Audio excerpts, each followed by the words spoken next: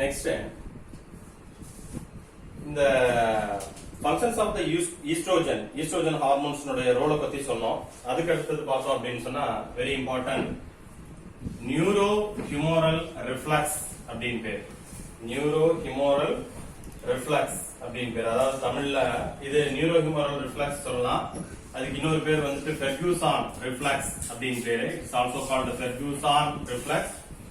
நம்ம ரொம்ப சிம்பிளா இத நேம்லயே புரிஞ்சிக்கணும் அப்படின்னு சொன்னா fetal ejection reflex. reflexனா you know the meaning. அனிச்சை செயல் அப்படின்னு படிச்சிருப்போம். நர்வஸ் சிஸ்டத்தெல்லாம் நம்ம படிச்சிருப்போம். சோ fetal அப்படினா உங்களுக்கு தெரியும் அம்மாவுடைய வயித்துல இருக்கக்கூடிய கருவுக்கு fetus. fetal ejection அப்படினா வெளித்தள்ளுறது. சோ தமிழ்ல வந்து வெளித்தள்ளல் அனிச்சை செயல் அப்படின்னு பேரு. கருவை வெளித்தள்ளக்கூடிய அனிச்சை செயல் அப்படின்னு பேரு. சோ இது என்ன சார் அப்படின்னு சொன்னா the fetus is expelled out from the uterus. அதான் என்னோட meaning. the fetus is expelled out from the uterus. so இந்த நிகழ்வுக்கு பேரு fetal ejection reflex and this reflex which is controlled by our nervous system. இது நரம்பு மண்டலத்தின் மூலமாக இந்த செயலானது கட்டுப்படுத்தப்படுகிறது என்பதை ஞாபகத்தில் வச்சு அதுக்கு அடுத்து வந்து பார்த்தோம் அப்படின்னு சொன்னா நான் முதல்ல ஒரு டயகிராம் போட்டோம் இல்லைங்களா. சோ இது வந்துட்டு என்னது உங்களுக்கு தெரியும் எண்டோமெட்ரியம். சோ இது யூட்ரஸ். சோ இது வந்துட்டு cervical canal. தென் இது வந்துட்டு vagina. சோ பெண்ணினுடைய இனப்பெருக்க உறுப்பு அல்லது கலவி உறுப்பு. சோ இதுல வந்துட்டு என்ன ஆகுது அப்படின்னு சொன்னா இந்த ஃபீட்டல் மூவ்மெண்ட் வந்து மேல இருக்கின்ற அகன்ற பகுதியில் இருக்கக்கூடிய கருவானது கொஞ்சம் கொஞ்சமாக இந்த யூட்ரைன் கான்ட்ராக்ஷனால என்ன ஆகுது அப்படின்னு சொன்னா கீழ் நோக்கி வந்து தள்ளப்படுது அப்படின்னு சொன்னோம். சோ அந்த நிகழ்வு அதுக்கு அடுத்து பார்த்தோம்னு சொன்னா so due to the effect of the estrogen the descent of the fetus is takes place. That's very important. அதுக்கு அடுத்து ரொம்ப முக்கியமானது நீங்க படிச்சிருப்பீங்க எண்டோக்ரைனாலஜில very important oxytocin அப்படினு பேர். oxytocin அப்படினு சொன்னா தமிழ்ல துரித பிறப்பு அப்படினு பேர். The oxytocin is a hormone which is secreted by the neurohypophysis of the pituitary gland. pituitary சுரப்பியினுடைய neurohypophysis பகுதியிலிருந்து அந்த posterior lobe of pituitary gland. So இந்த பகுதியிலிருந்து சுரக்கப்படுகின்ற ஒரு ஹார்மோன் oxytocin. சோ இந்த ஹார்மோன் என்ன பண்ணுது அப்படின்னு சொன்னா this hormone பார்த்தோம் அப்படின்னு சொன்னா which brings the powerful contraction of the uterine muscles. So கருப்பையினுடைய இந்த தசைகளை வந்துட்டு என்ன பண்ணுது அப்படின்னு சொன்னா மிக வலிமையோடு என்ன பண்ணுது அப்படின்னு சொன்னா சுருங்க செய்யுது. அப்ப சுருங்க செய்வதன் காரணமாக என்ன ஆகுது அப்படின்னு சொன்னா இங்க இருக்கக்கூடிய ஃபீட்டஸ் ஆனது மேலிருந்து கீழாக வந்து வெளித்தள்ளப்படுகிறது. and finally what happens, these hormones leads to the delivery of the baby through the birth canal. so birth canalங்கிறது என்னது, அதாவது birth canalஆக செயல்படுவது எது அப்படின்னு சொன்னா குழந்தை பிறப்புறுப்பாகவும் கலவி உறுப்பாகவும் செயல்படுவது எது அப்படின்னு சொன்னா வெஜைனா. பெண்ணினுடைய இனப்பெருக்க உறுப்புக்கு வெஜைனா அப்படின்னு பேர். சோ குழந்தையானது வெளித்தள்ளப்படுகிறது. சோ இது வந்துட்டு சோ இது எதை பொறுத்த வரைக்கும் அப்படின்னு சொன்னா neurohumoral reflex or Ferguson reflex or fetal ejection reflex அப்படின்னு பேர். ஓகே, அதுக்கு அடுத்தது இதனுடைய தொடர்ச்சியா அடுத்து வந்து பார்த்தோம் அப்படின்னு சொன்னா another very very important hormone that is relaxin. so the name itself you can understand. என்னது relaxin அப்படின்னு சொன்னா எதை சார் ரிலாக்ஸ் பண்ண போகுது அப்படின்னு சொன்னா கவனிக்கணும். relaxin hormone.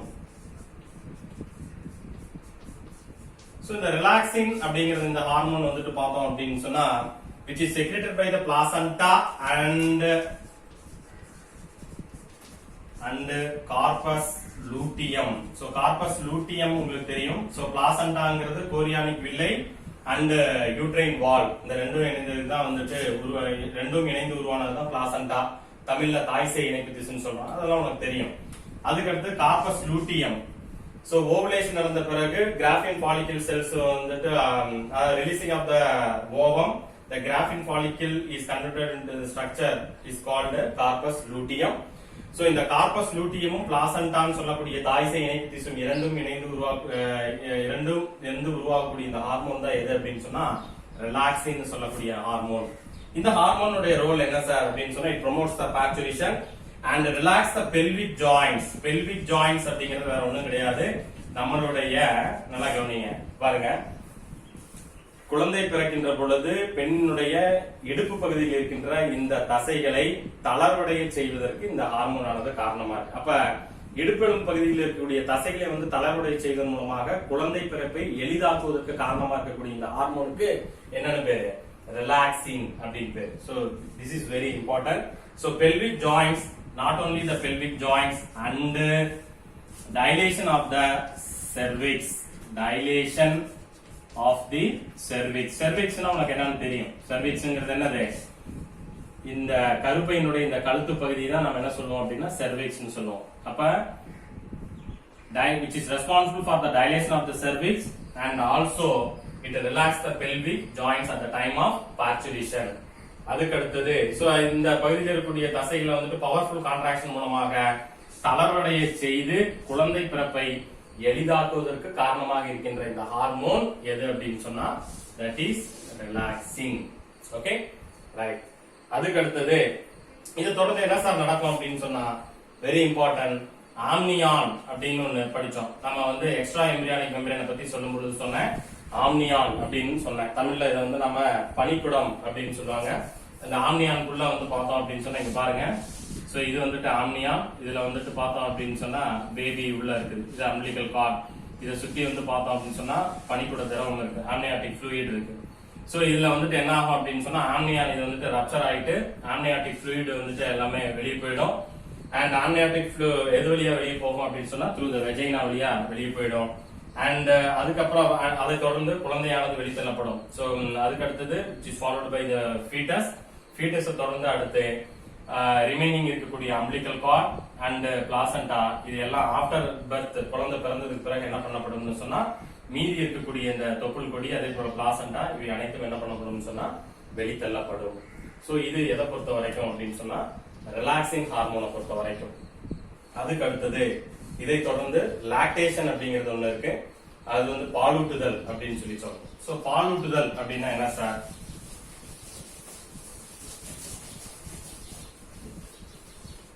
லாக்டேஷன் பாலூட்டுதல் பேரு. So production of milk by the mammary gland தாயினுடைய மார்பகத்திலிருந்து பாலானது சுரக்கக்கூடிய இந்த நிகழ்வுக்கு லாக்டேஷன் அப்படின்னு பேரு.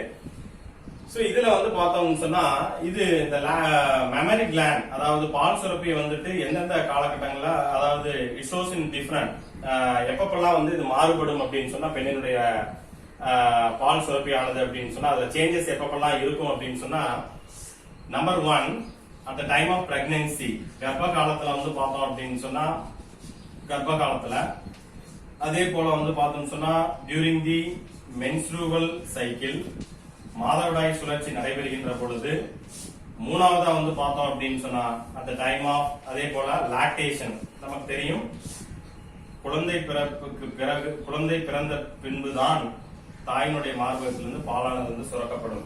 சோ இந்த மூன்று நிகழ்வுகளையுமே பார்த்தோம் அப்படின்னு சொன்னா மேமரி கிளாண்ட் வந்து பார்த்தோம்னு சொன்னா வேறுபட்டதாக காணப்படும் என்பதை நீங்கள் தெரிந்து கொள்ள வேண்டும். அதுக்கு அடுத்தது பார்த்தோம் அப்படின்னு சொன்னா அந்த end of pregnancy very important. பிரெக்னன்சியினுடைய இறுதி நிலையில என்னென்ன ஹார்மோன்ஸ் வந்துட்டு அதிகமாக உற்பத்தி செய்யப்படும் அதனுடைய level of hormones is increase அப்படின்னு சொன்னா என்னென்ன hormone? Number one oestrogen,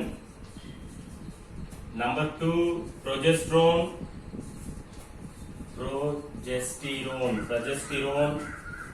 and third one human placental lactogen. so இந்த மூணு ஹார்மோனுடைய அளவானது அதிகமாக சுரக்கும் எப்ப அப்படின்னு சொன்னா at the end of pregnancy. இது நல்லா ஞாபகத்துல வச்சுக்கணும்.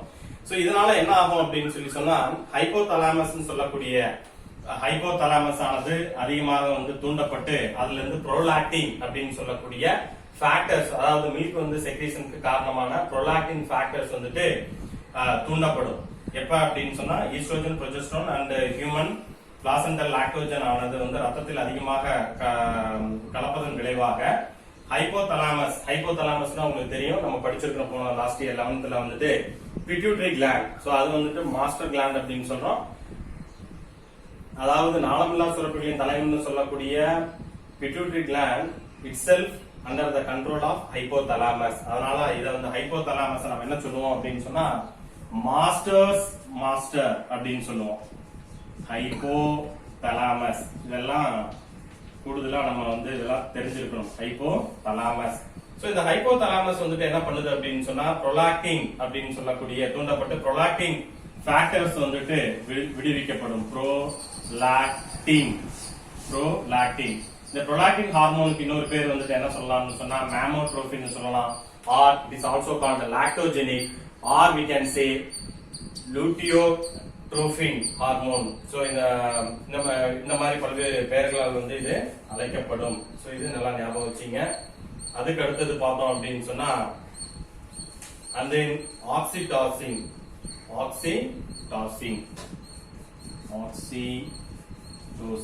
So the oxytocin சொல்லக்கூடிய ஹார்மோன்.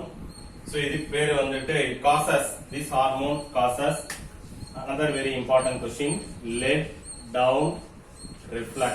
இதான் கடைசி let down reflux அப்படின்னா என்ன சார்? தமிழ்ல இதுக்கு பேரு வந்துட்டு நிர்பந்த அனிச்சை செயல் அப்படின்னு பேரு. அப்படின்னா என்ன அப்படின்னு சொன்னா so actual ejection of milk from the alveoli of the mammary gland, அதாவது தாயினுடைய மார்பகத்திலிருந்து பால் சுரப்பியிலிருந்து மீச்சிறு கதுப்புகளிலிருந்து பாலானது வெளித்தள்ளுவதற்கு உதவுகின்ற ஹார்மோன் இந்த ஆக்சிடாசின்.